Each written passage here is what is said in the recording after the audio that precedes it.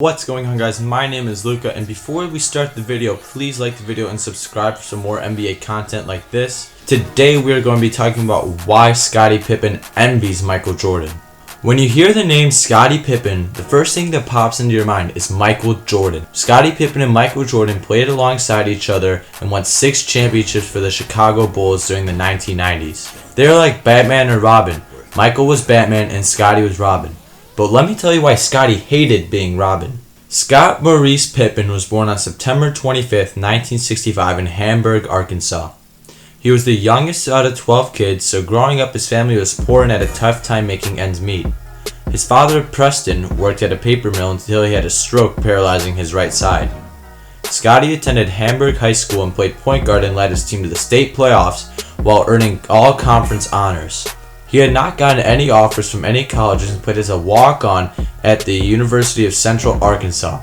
He had gone through a freak growth spurt that summer and grew 7 inches to a towering 6'8". In his senior year at Arkansas, he averaged 23.6 points, 10 rebounds, and 4.3 assists per game, drawing the attention of NBA scouts around the league. Scottie was chosen 5th overall by the Seattle Supersonics and was traded immediately to the Chicago Bulls for Olden Polynice and a future pick. Scottie would join the greatest player of all time en route to winning 6 championships.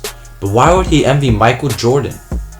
Playing second fiddle to someone so arrogant in what he did would get annoying eventually. Michael Jordan even punched Steve Kerr during practice because Steve was holding his ground against Michael and sticking some physical D.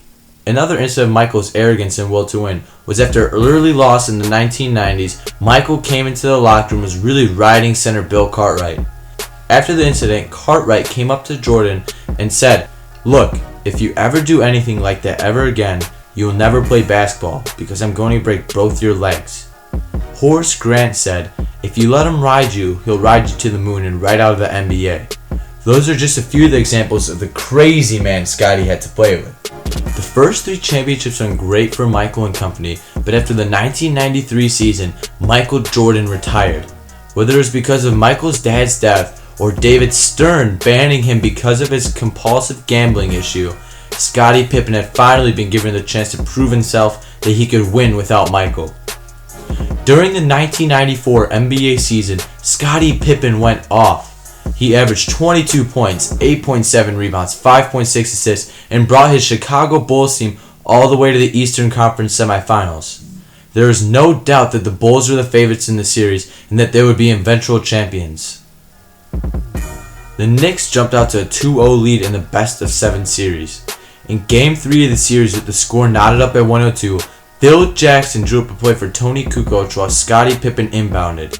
Scottie was so furious with the play that he sat on the bench in protest until the TV timeout was over. The play eventually worked and Kukoc hit the shot, making the series 2-1 in favor of the Knicks. The Bulls barely celebrated as TV cameras caught an angry Phil Jackson storming off the court.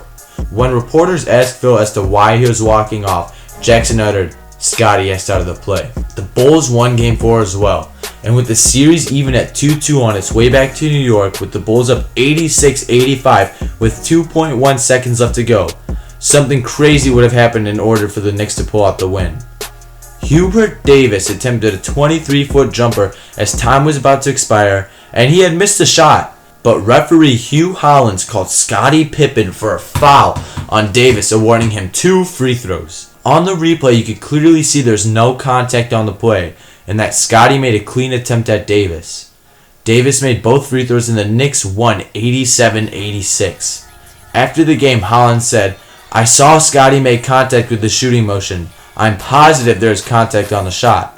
Phil Jackson was so upset after the game, he compared it to the gold medal game controversy at the 1972 Olympics. For those who don't know about the 1972 controversy, the U.S. was going up against the Soviet Union in the Summer Olympics men's basketball finals.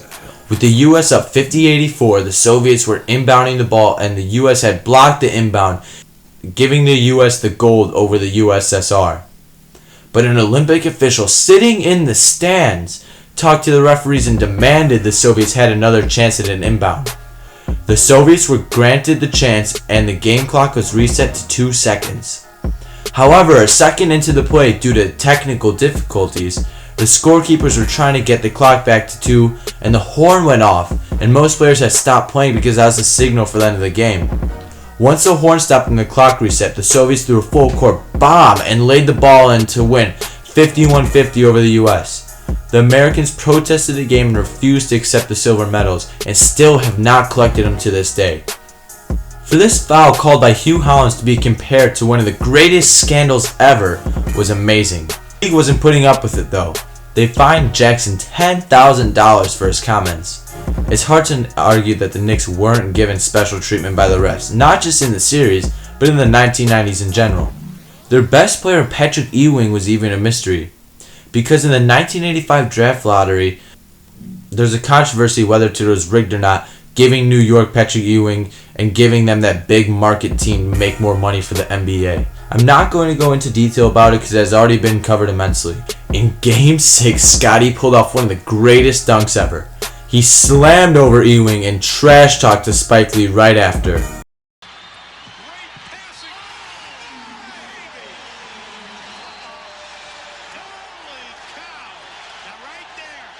The Bulls would win the game by double digits and bring it to Game 7 back in New York. The Knicks came out on top 87-77 even though Scottie scored 20 and grabbed 16 boards. The Knicks made it to the finals, eventually losing to Hakeem Olajuwon and the Rockets. Scottie had failed in his one chance to prove himself in Chicago that he didn't need Michael to win. He felt as if he had been cheated out of the championship, which he did, and that drove him crazy. During that offseason, Scottie had been in trade talks with Seattle for star Shawn Kemp. The trade would have had Kukoc move to Scottie's position and had Kemp replace Horace Grant, who left the Bulls for the young Magic. Craig Sager asked Scottie about whether he thought he would get traded. Scottie said, "I hope I am." It seemed as if the phantom foul called by Hugh Hollins would haunt Scottie forever. Pippen did not get traded, and Michael Jordan came back to basketball in the Chicago Bulls with 17 games left in the season. However, the Bulls would lose to the Magic in the second round. The Bulls would cruise to their 4th championship the next season and beat the Seattle Supersonics.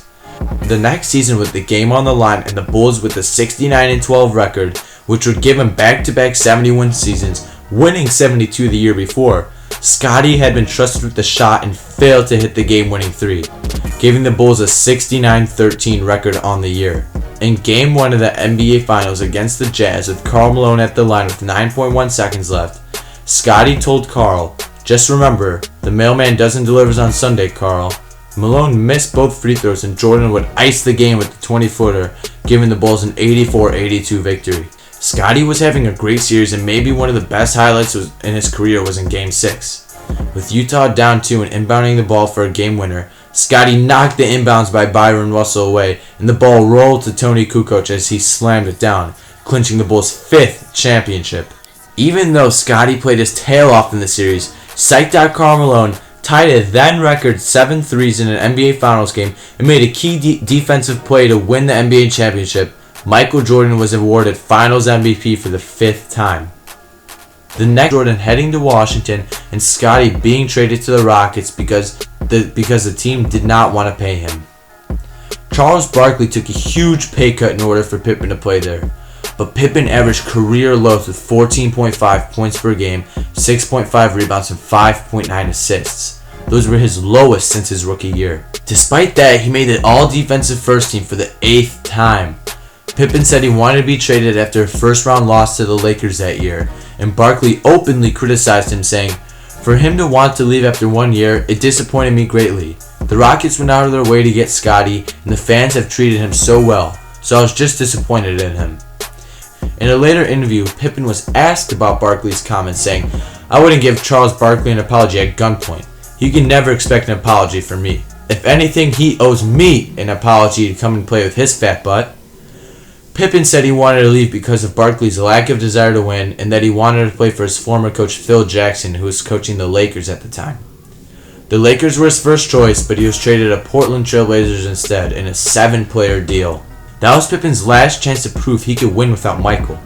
He had Rasheed Wallace and Steve Smith at his side, and in a game in early January against the Bulls in his first return to Chicago, he was honored with a game commemorating his career in Chicago. After the game, Pippen said, It was very emotional for me, but I tried to handle it as well as possible, realizing I had a game to play. It was something that brought back a lot of memories for me, a lot of things I miss about the city, playing in this arena. Pippen truly loved playing for the Chicago Bulls and gave his heart to the city to win all those championships, only to come up short in his one shot to be the man in Chicago he always wanted to be. In Pippen's first year in Portland, they went 59-23, good enough for third in the Western Conference. They dispatched the Timberwolves in the first round, and in Game 5 of the second round against Utah and the Trailblazers down 2 late in the game, Scottie Pippen hit a 3 to put Portland up 1 with 7.3 remaining. They would end up winning the game and head over to the Western Conference Finals to face the Lakers. The series went to 7 games, and in Game 7, Portland had a 15-point lead in the fourth quarter. Shaq and Kobe, however, went off in the final minutes and brought the Lakers back 89-84, breaking Portland's heart and going to the NBA Finals. The Lakers would eventually beat Reggie Miller and the Pacers and were crowned champions. That was Scottie Pippen's last chance of proving himself to the basketball world. The next year, Scottie had gotten banged up that season because of old age and posted 11.3 points, 4.6 assists, and 5.2 rebounds a game. Portland finished 7th with a 50-32 record and lost to the Lakers in the first round. The next 2 years were more of the same, with the Blazers losing in the first round in both years. After the 2003 season, Pippen went back to the Chicago Bulls to retire with them. He played his final game against the Seattle Supersonics, the team that drafted him. The Bulls went 23-59 that year and did not qualify for the playoffs. Pippen had a streak of 16 straight years of making the playoffs, but Scottie decided to put his record in jeopardy and lost it. On October 5th, 2004, Scottie Pippen announced his retirement from the game of basketball. On May 27th, 2011, days after the Bulls lost to LeBron and the Heat in the Eastern Conference Finals, Scottie Pippen said something outrageous. I haven't heard. Well, listen up. Here it is. Michael Jordan is probably the greatest scorer to ever play in the game, but I may go as far as to say LeBron James may be the greatest player to ever play the game because he's so potent offensively that not only can he score at will, but he keeps everybody involved. And you have to be on your P's and Q's on defense because no guy on the basketball court is not a threat to score when LeBron James is out there. Mess. What? That's what he said. I know, that's what he said. Who wants to go first on this? That is blasphemous. That is blasphemous. Scottie Pippen shouldn't even be allowed in the streets of Chicago today, just for one day, because he was a great champion. Today. Just for the day, he should be banned from the city of Chicago. How dare you? How dare you say such a thing? That is insanity. Michael Jordan, I'm at the NBA All-Star Weekend in Denver a few years ago, and I had the temerity to say that LeBron James may have been the greatest 20-year-old that I had seen because of his body, his mass, etc., etc.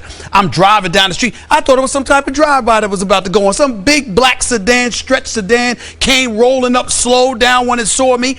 The window opened up. Charles Oakley was sitting in there smiling at me, and then I saw a little finger look at me and say, and all of a sudden the head peeked out and it was Michael Jordan. Michael Jordan said, don't you ever say something like that again. Don't you ever do that, Stephen A. 6 rings, Stephen A. Can he get one, please? We all know LeBron James is great. I certainly appreciate it a hell of a lot more than you. But I will say this, for Scottie Pippen, the man who has 6 rings because of Michael Jordan, to utter such a thing, it is blasphemous. He should be banned from the city for at least a day.